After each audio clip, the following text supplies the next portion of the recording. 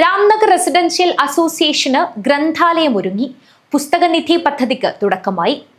ജീവിത സായാഹ്നത്തെ വായനാ സമ്പുഷ്ടമാക്കാൻ ഗ്രന്ഥശാല ഒരുക്കി മാവുങ്കാലിലെ രാംനഗർ റെസിഡൻസ് അസോസിയേഷൻ.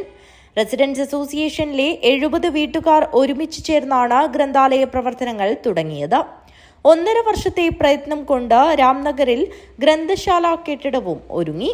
റെസിഡൻസ് അസോസിയേഷനിലെ അംഗങ്ങൾ സ്വരൂപിച്ച തുക ഉപയോഗിച്ചാണ് കെട്ടിടത്തിന്റെ പണി പൂർത്തീകരിച്ചത്.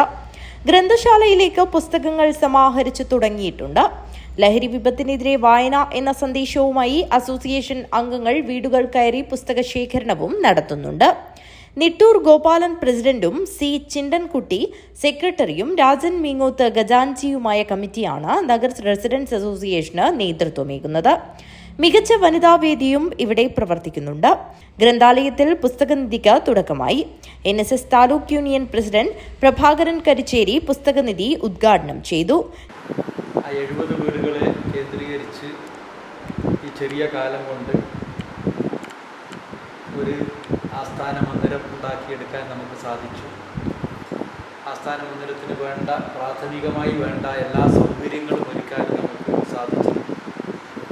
അപ്പോൾ അതിൻ്റെ രണ്ടാമത്തെ ഘട്ടം എന്ന നിലയിലാണ് വായനശാല എന്ന് പറയുന്ന ഒരു ആശയം ഭാഗത്തുണ്ടായത്. നിട്ടൂർ ഗോപാലൻ പുസ്തകനിധിയിലേക്ക് പുസ്തകങ്ങൾ കൈമാറി. ഗ്രന്ഥാലയ കമ്മിറ്റി ഭാരവാഹികൾ പുസ്തകങ്ങൾ ഏറ്റുവാങ്ങി.